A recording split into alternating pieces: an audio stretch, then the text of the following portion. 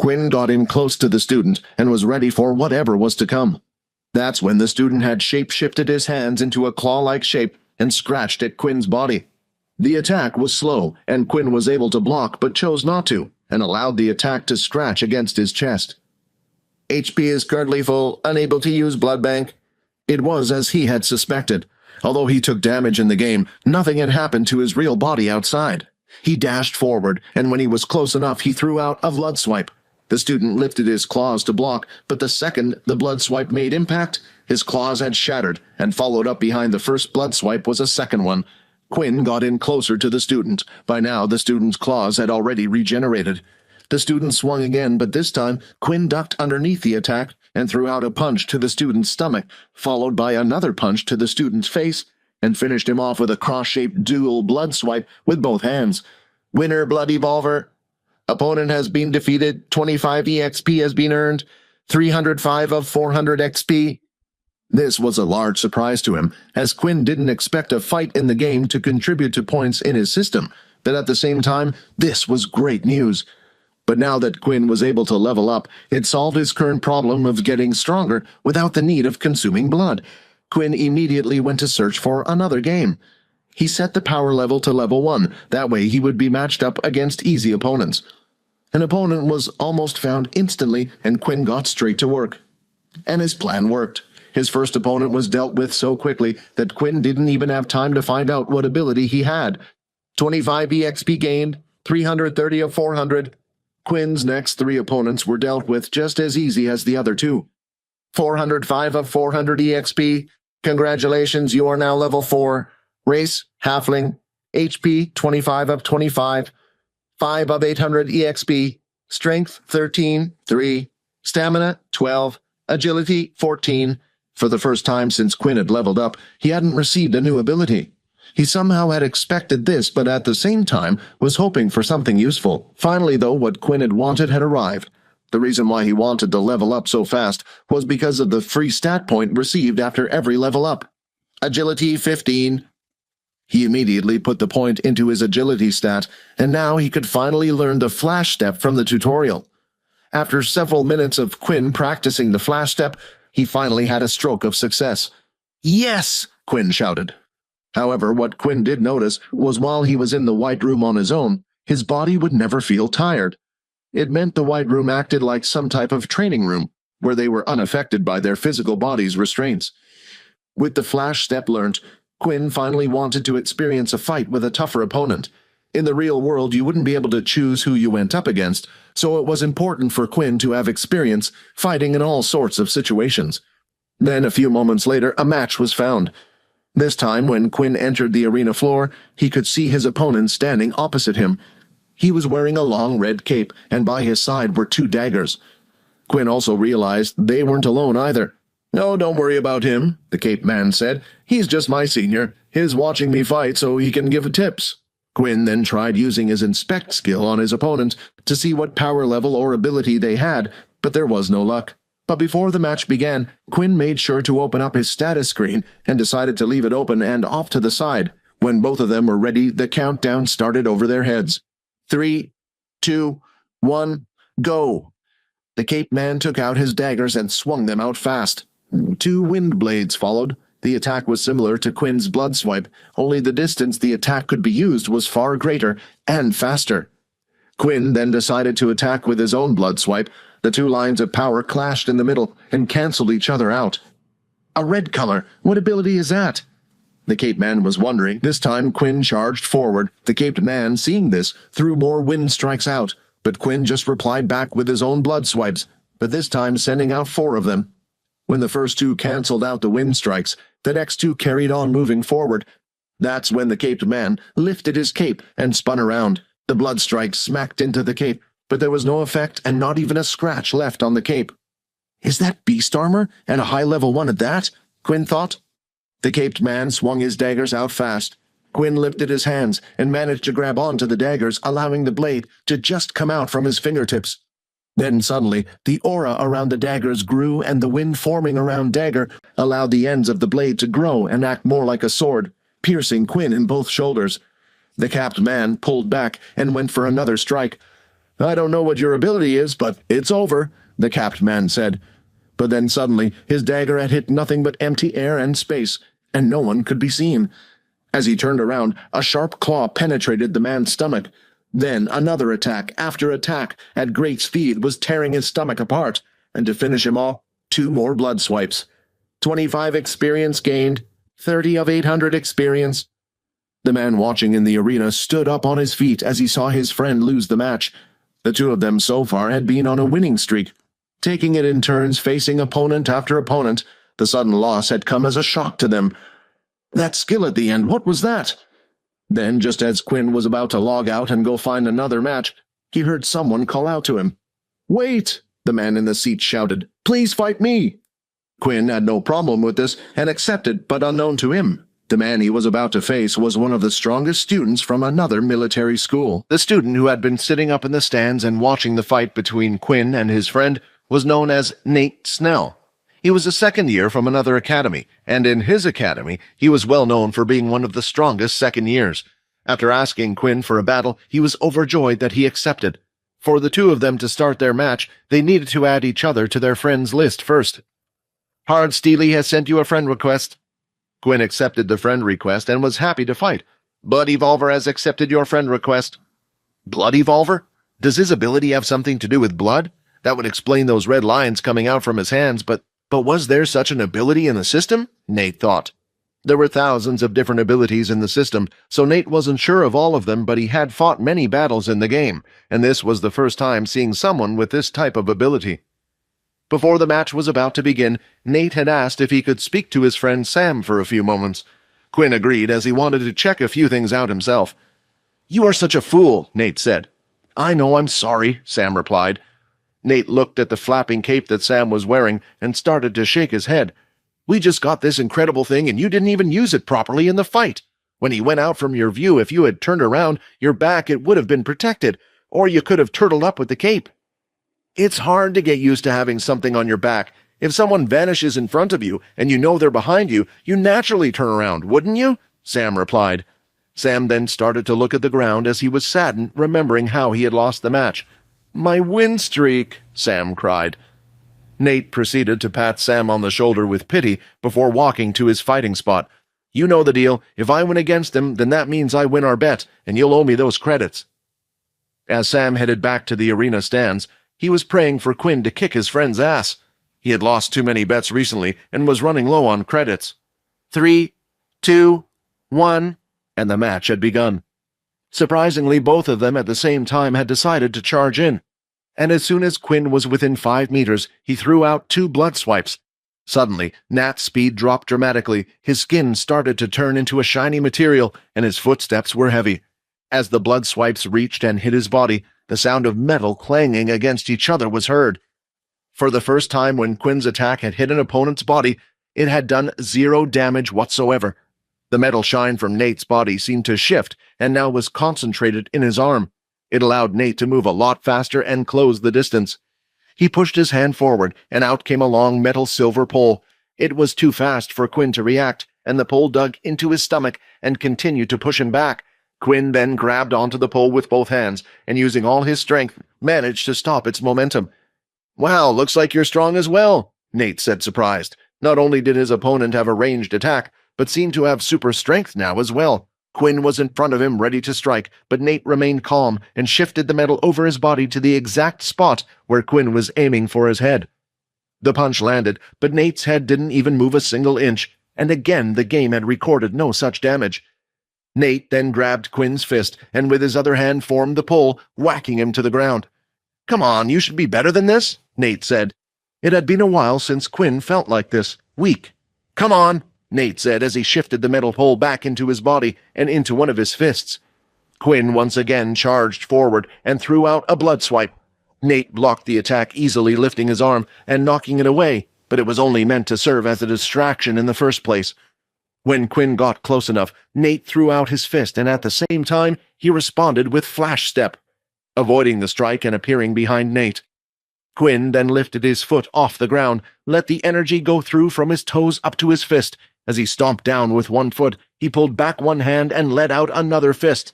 Nate's eyes grew in shock as he saw the attack bring his health down by nearly half. Damn it, again, how is he so fast? As Nate turned to look at where his opponent was, he was surprised to see Quinn collapsed on the ground. Quinn was breathing heavily. He could no longer move. He had pushed his body way beyond its limits. Let's do this again sometime, Nate said as he stabbed Quinn on the ground, ending the game. Although the match had ended in Nate's victory, he was more excited than ever. Looks like the military tournament is going to be a fun one this year. With that in mind, Quinn had set up an important meeting with Layla today. There was one thing he needed to learn about more than anything, especially if he wanted to get stronger in the future. It was a Sunday, so Quinn still had the rest of the day off, before having to go back to the standard military lessons for a week. The sun was out bright and early, and Quinn was standing outside the school gates, patiently waiting for Layla. "This damn sun," Quinn said while his body was covered in sweat. "All current stats have been halved." Ever since he had evolved from a human into a halfling, the sun seemed to bother him even more. Finally, after waiting a while, Layla arrived. She was wearing a beautiful red dress that showed off her long legs nicely, along with her short hair. "You ready?" Layla asked, smiling. Quinn looked at the large bag on her back. It must have been heavy, he thought. "Do you want me to carry that for you?" Quinn asked. Although with his stats halved and his strength draining from his body, he was hoping she would say no. "It's okay, the bag is lighter than you think. I'm using my ability to make it lighter," Layla replied. The two of them walked out of the school's premise and carried on walking until they eventually reached a nice quiet park. "Peaceful, isn't it?" Layla said. "Yeah, it's kind of nice." Layla placed the heavy bag on the ground, and it seemed like it was a weight off her shoulders. Even if she was using her ability, it would be tiring for someone to keep it up on the whole walk here. That's when Layla started to empty out all the contents in her bag. There were all sorts of things inside. There were several items of thick clothing such as hats, scarves, sunglasses, and most of it seemed to be black in color. "Did it cost a lot?" Quinn asked, worried after seeing how much she had bought. "Don't worry about it. My family sent me the credits and I used up what the academy gave me," Layla replied. "Besides, I got it all from the marketplace, so it was dirt cheap." The marketplace was an online store that was used all around the world. It sold your everyday items such as food, clothes, utilities, and other things. "So, what do you want to try first?" Layla said, holding the sun cream in her hand. The whole purpose of today was to find out if there was any way to either reduce the effect that the sun had on the system, or even temporarily stop it altogether, and there was no one better than Layla for the job. She knew everything about vampires, having grown up reading about them. She ordered whatever she thought might have been effective. Quinn looked at all the items that she had brought over. He then noticed a few more things on the ground with her. There was a metal-shaped cross, a clove of garlic, and even a piece of silver jewelry. "Oh, those are for later," Layla said, embarrassed, noticing Quinn staring at her stuff. "We should also try to find out if you have any other weaknesses of normal vampires as well."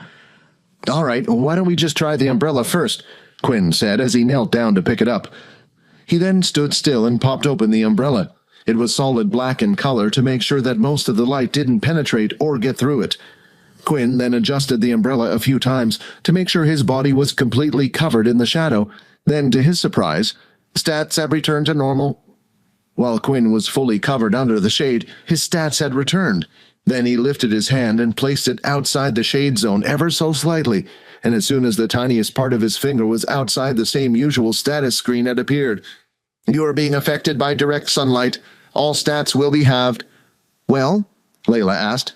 "It works, but even if a little bit of my body is in the sun, then I start to feel weak." This wouldn't do. Holding the umbrella, although it would return his stats, it would be difficult to use in a fight. But at last he found out that if he just carried an umbrella with him, he would no longer feel weak. "That's a special umbrella," Layla said. "It's one used to block out the UV from the sun. Although at most it can block out about 90%, it's not perfect. To be honest, I'm surprised it worked." "Is the UV rays why I feel weak then?" "Not necessarily. I mean, vampire lore is all over the place, but these myths had to be grounded somewhere, right?" Layla then looked at the ground and picked up the sun cream.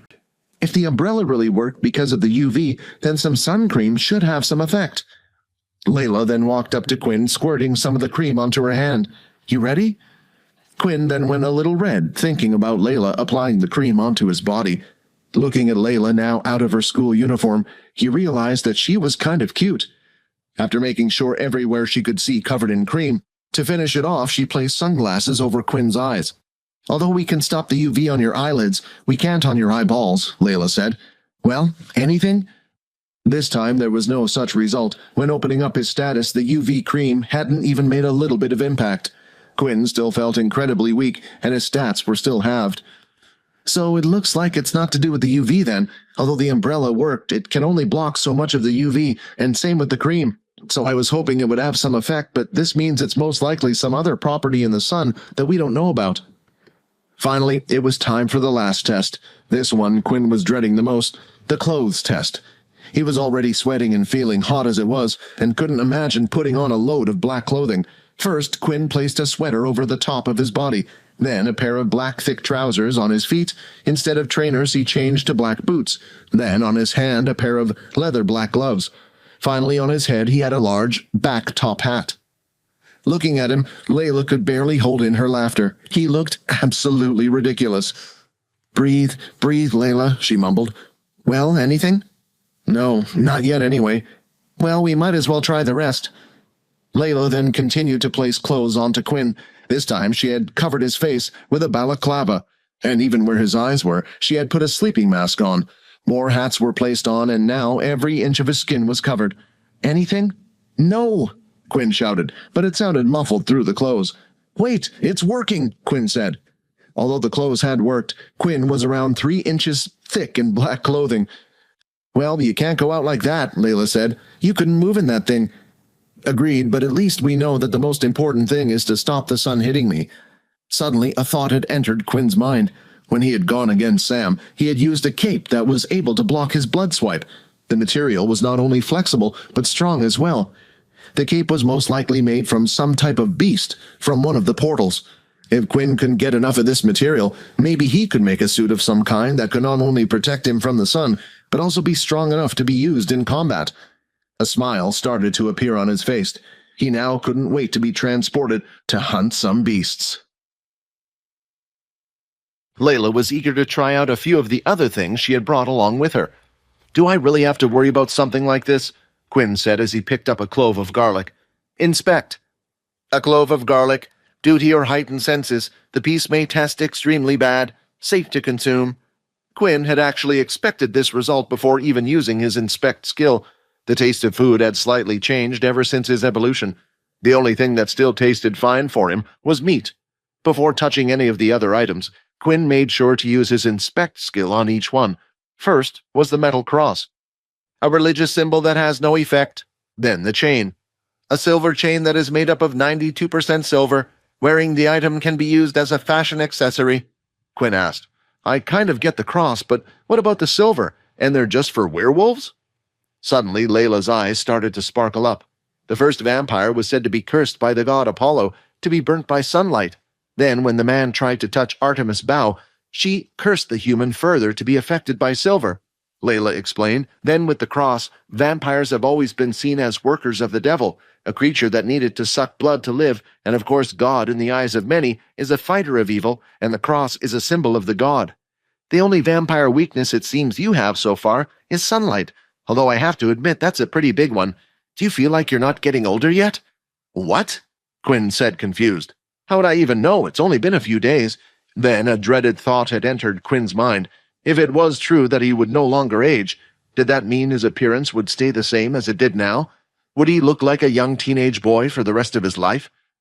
With the test over, it was time for the two of them to head back to their dorm rooms. But when he entered the room, once again neither Vorden or Peter was there. He couldn't help but shake the feeling that these new friends of Peter weren't actually friends of his, and was wondering what to do. On Monday morning, they were to attend a morning class with their teacher, Dell. The three of them sat in the back of the class as usual, while Layla sat at the front, with Aaron by her side. "All right, class, I have an important announcement to make. The preparations for your first portal outing have been completed.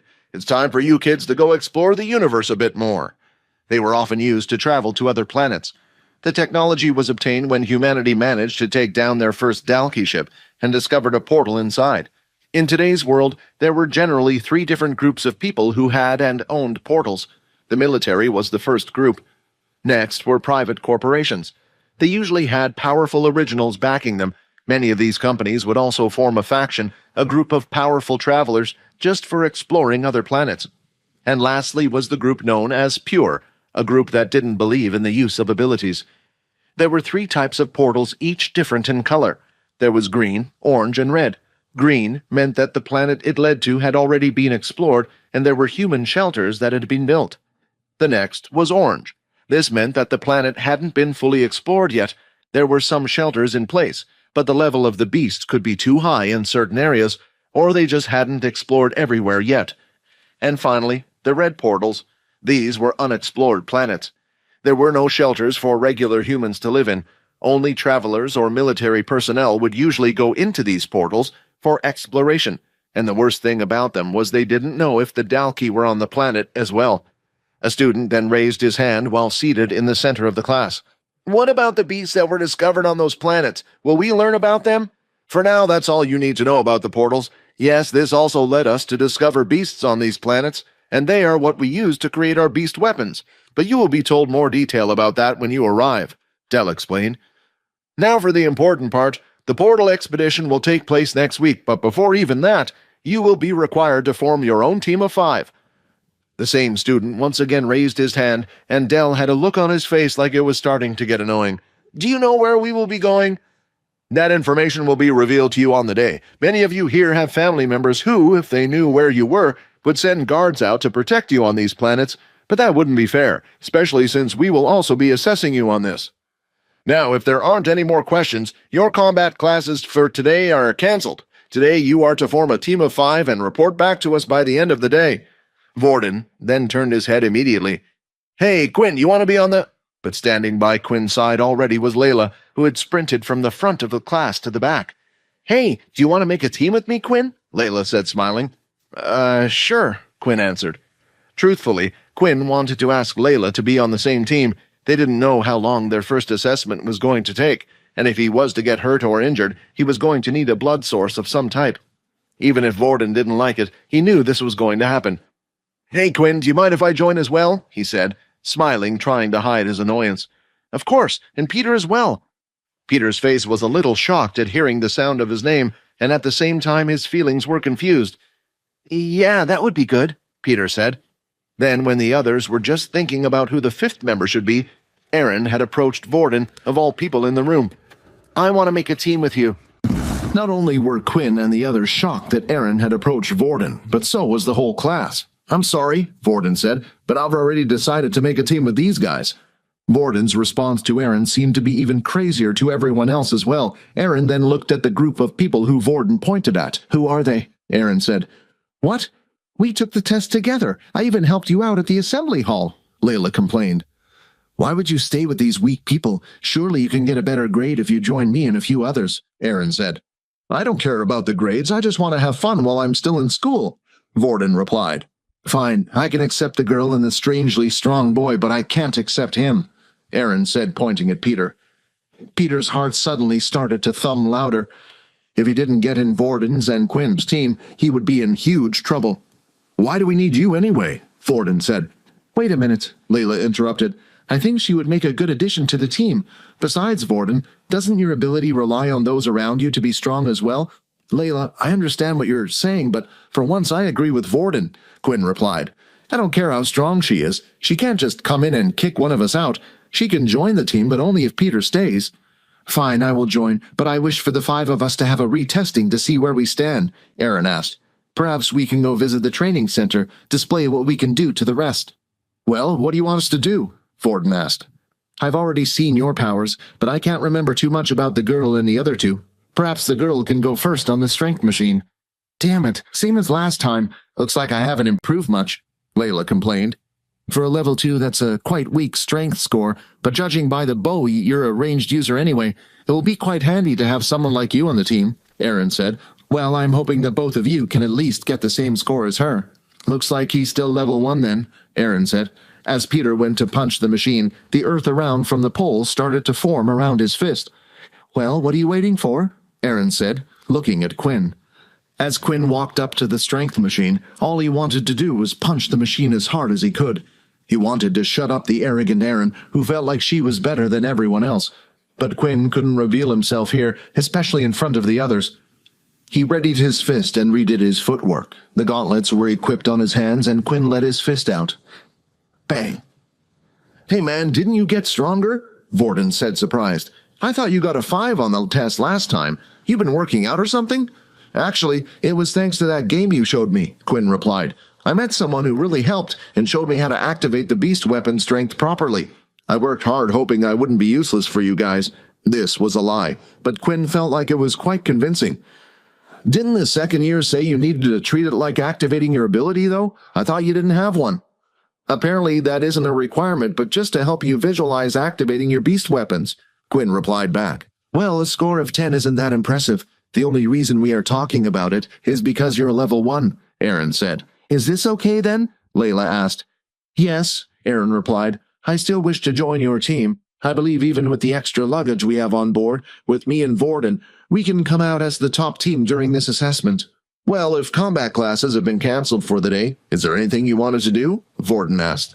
"Actually, I was planning to head to the VR capsules," Quinn replied.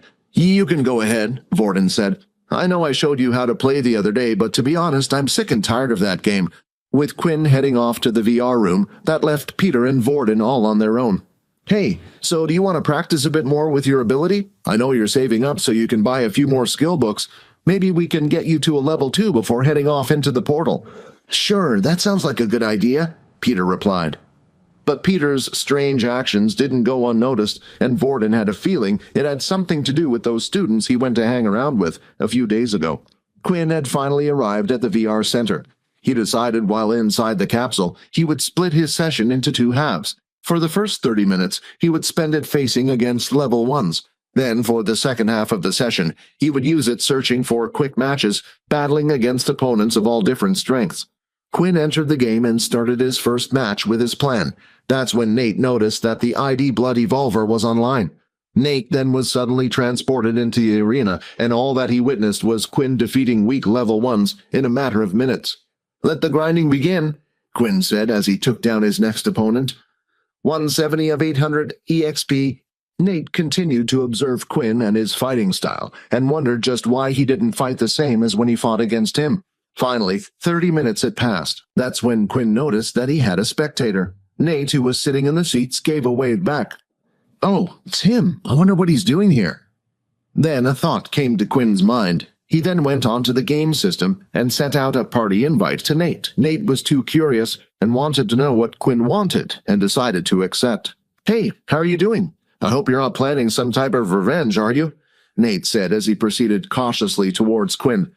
"No, actually, I wanted to ask you something. The person who I fought with before, your friend, I wanted to know more about his cape and where he had received it from." "Oh, Sam's cape. That's why you wanted to talk to me." Nate then looked at Quinn standing in front of him. In his hands he wore his gauntlets. "Wait a minute, are you a first year?" Nate said. Yeah. I will be going on my first portal outing. I thought if you could tell me what type of beast you got it from, I would be able to look for it." Nate was suddenly a little surprised. He thought about how Quinn was able to damage his solid body, even though no one had done such a feat before. He was sure the person would have been at least a second year. "Let me give you a piece of advice then. On your first outing, they always use the green portals. You have the chance of going to one of 3 places: Cality, Alpin, and Bartney. Out of these 3 planets, you want to go to Cality. There in the desert, there's a winged creature. I can't remember the name, but there aren't many in the desert, so I'm sure if you see one, that will be it. That beast core is what we made the cape out of." "Wait, did you say a desert?" Quinn asked. "Yeah, what's wrong with that?" "Don't worry. Thank you so much for the information. You've been a big help. I'm going to play a few more games now before my time is up." "Oh, sure, go ahead. Do you mind if I watch?" Nate asked. Quinn thought about it for a while. He was just fighting people. It wasn't like he was doing anything that suggested he was a vampire. Sure, go ahead.